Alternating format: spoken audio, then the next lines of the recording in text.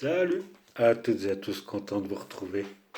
Alors aujourd'hui, je vais vous présenter un nouveau petit matériel, euh, une autre pierre à affûter dont je me sers. Euh, donc je vais vous dire un petit peu ce que j'en pense, d'accord? Ce qui est bien, ce qui est pas bien, etc.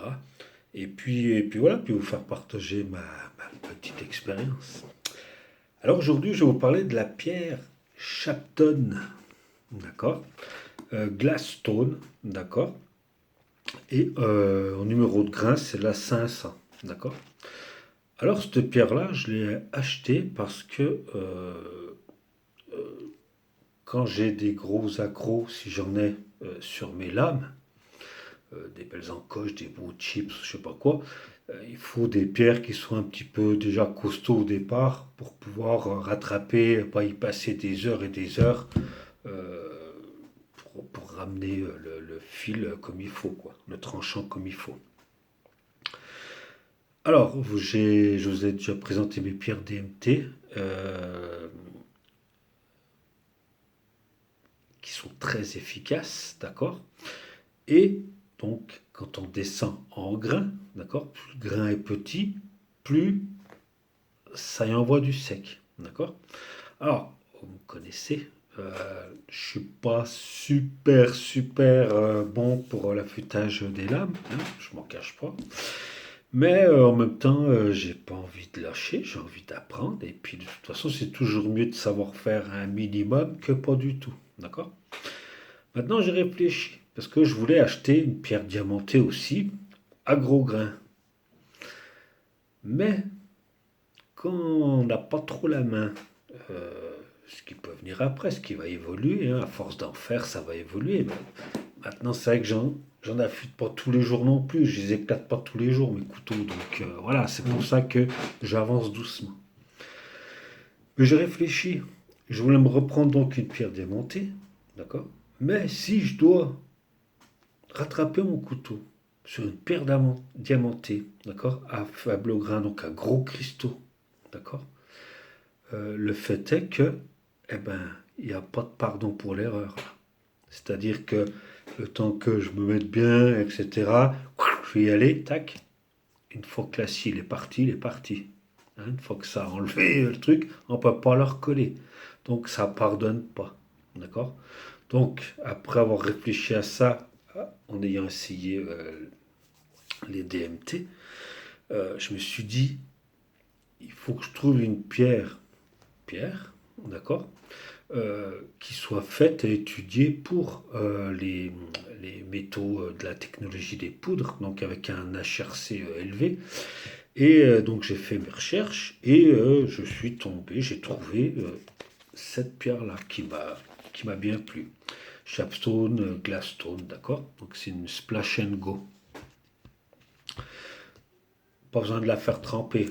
On la sort, on jette de l'eau dessus, on se met au boulot dessus tout de suite. C'est un avantage. En même temps, je ne suis pas non plus pressé à la minute, donc voilà. Mais bon, donc voilà. Donc, quand on n'est pas très habile, enfin, c'est pas que je suis pas habile, c'est pas ça, c'est que voilà, j'ai pas le truc pour affûter. J'ai du mal, malgré que j'y arrive quand même. Si je dois éclater mes lames, etc., ou si je dois commencer avec la peur au ventre, il n'y a aucun plaisir. Donc, trouver une pierre, la pierre, ça pardonne plus les erreurs au départ. D'accord.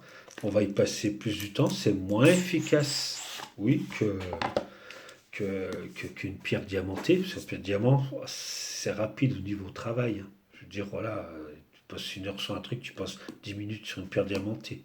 10 minutes au lieu d'une heure. Voilà, le gain de temps, il est là. Maintenant, l'erreur, elle est pareille. Hein.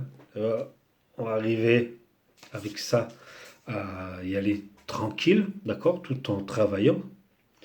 Tandis que l'autre, tu te trompes, tu pètes le truc, t'arraches l'acier, l'acier il est arraché, fin du bal, quoi. Faut, voilà.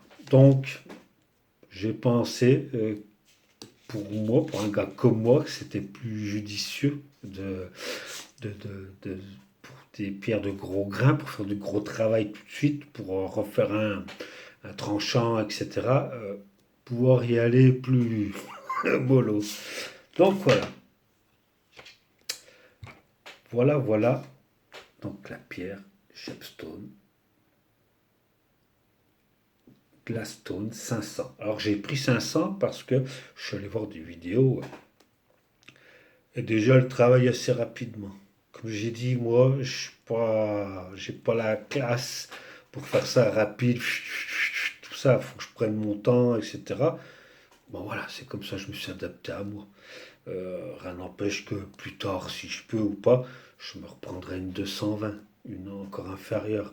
Mais pour l'instant, j'ai dit, commence déjà à la 500 et puis on verra après. Donc voilà comment ça se présente, d'accord? C'est collé sur une vitre, d'accord? Et vous pouvez voir l'épaisseur. L'épaisseur, elle n'est pas épaisse, ça fait 0,7 mm, d'accord? 0,7 mm, pourquoi? Parce que c'est une pierre qui s'use très lentement, d'accord? Mais elle s'use. Et donc, une pierre, d'accord? Eh ben, elle va se creuser. Donc, il va falloir la remettre de niveau au bout d'un moment, etc. Bon. Maintenant, quand on achète une pierre, quand elle arrive à une certaine épaisseur, si on la prend, elle est comme ça, je ne parle pas qu'il y ait la vitre, hein, d'accord? Au bout d'un moment, quand on va travailler dessus, tac, eh ben, c'est pas qu'on appuie comme un bœuf, mais elle va tellement devenir plus fine que, paf, elle va se péter en deux et on ne pourra pas aller jusqu'au bout de la pierre, d'accord? Donc c'est pour ça que eux ont collé sur une plaque en verre, ce qui va permettre de pouvoir aller et profiter jusqu'au bout de la pierre, d'accord? Sans qu'elle risque de casser parce que il y aura tout le temps la plaque en vitre qui sera là pour être dure, d'accord? Donc on ne va pas la péter.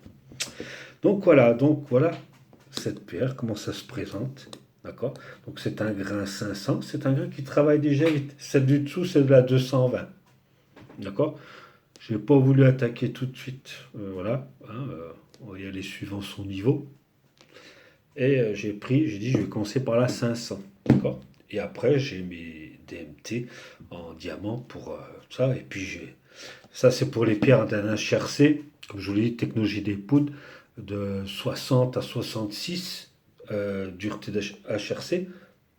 On le fait avec ça, d'accord? Si les pierres, elles ont été conçues pour. Donc voilà. Donc par contre, si vous prenez des vôtres ici, hein, l'ici 5 ou l'autre, là-dessus, allez-y mollo, parce que c'est l'autre truc, vous allez le bouffer, quoi. 57 HRC, voilà, c'est pour ça que j'ai mes autres pierres, hein, les Suero. Ok, donc voilà. Donc, splash and go, comme je vous l'ai dit, on la mouille, on attaque, d'accord? Pour la ranger, on la sèche, d'accord? Et on la laisse sécher un peu à l'air libre, et après on la restocke, d'accord? Mais prenez le temps toujours de bien prendre le temps de les laisser sécher, d'accord? Ça évite plein de problèmes.